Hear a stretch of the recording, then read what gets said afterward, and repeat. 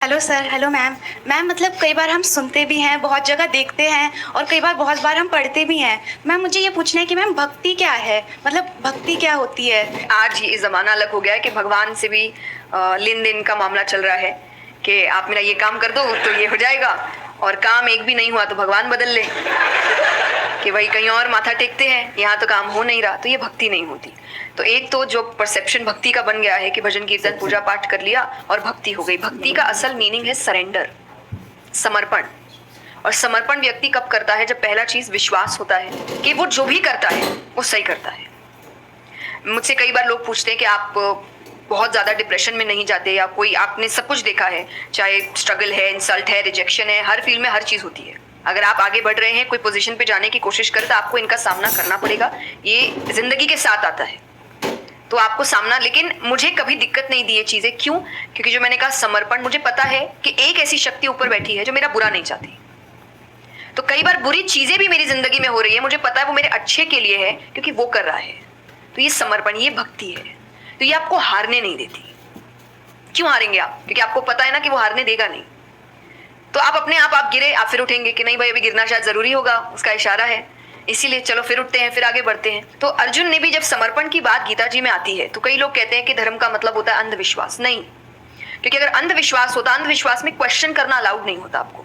गीता अगर सिर्फ भगवान की बात होती तो 2 पन्ने में खत्म हो गई होती। ये दोनों के बीच की बात है, जिसमें अर्जुन ये जानते हुए कि सामने कौन खड़ा है, क्वेश्चन करने के तो कोई सवाल ही नहीं था वहां पर कि भगवान लड़ने बोल रहा है, क्या क्वेश्चन करना, पर उसने कंटिन्यूअसली क्वेश्चंस किए हैं। पर उसका भी नाम आया था समर्पण, कि वो समर्पित होकर क्वेश्चन कर रहा था कि ये जो खड़ा है ये मेरे हर सवाल का जवाब जानता है, ये मुझसे कभी कुछ गलत काम नहीं कराएगा, लेकिन इसका मतलब ये नहीं कि मैं अपनी जिज्ञासा बाहर नहीं निकालूंगा, मैं अपने क्वेश्चंस पूछूंगा।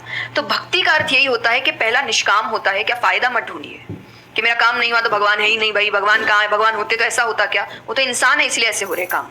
भगवान ने तो सबको देखे, बच्चा तो मासूम ही होता है, बड़े होके खराब हो जाता है। कोई बच्चा गलत आपने देखा है क्या? छोटा सा बच्चा ही डॉन बनने के बारे में सोच रहा है, वो तो बच्चा ही होता है, मासूम होता है, सच्चा होता है। तो भगवान इसलिए कहते बच्चे भगवान का रूप है, वो एकदम प्योर होते हैं। बड़े होने के बाद हम काम खराब करते हैं और नाम फिर हम भगवान का देते हैं, क्योंकि हमको इल्जाम लगाने के लिए लोग चाहिए। ये फेलियर्स के लिए भी, आप फेलियर्स के लिए भी हम कहते हैं मेरा काम अच्छा नहीं था, मेरा समय अच्छा नहीं था, मुझे पेरेंट्स ने सपोर्ट नहीं किया, मेरे पास ये नहीं था। वरना अगर देखा जाए इन्हीं सिचुएशन में कई लोग हैं जो काम करके आगे बढ़ जाते हैं। तो करने वाला तो कर लेगा, नहीं करने वाला इल्जाम लगाएगा। तो वो इल्जाम अभी हमें ऐसे दिखता है, एक ऐसा कोई है जो सामने तो खड़ा नहीं है, भगवान लगाओ इल्जाम।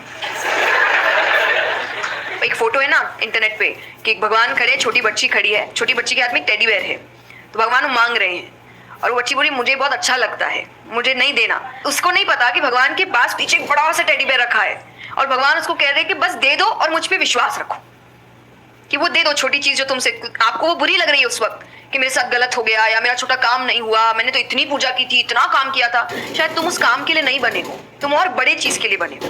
तो निष्काम क्या है? कि आपकी भक्ति निष्काम है, स्वार्थ से नहीं बनी है, तो भक्ति आगे बढ़ेगी। दूसरा सरेंडर, कि मेरे हर सवाल का उत्तर सिर्फ उसके पास है। तो ये 2 चीजें भक्ति का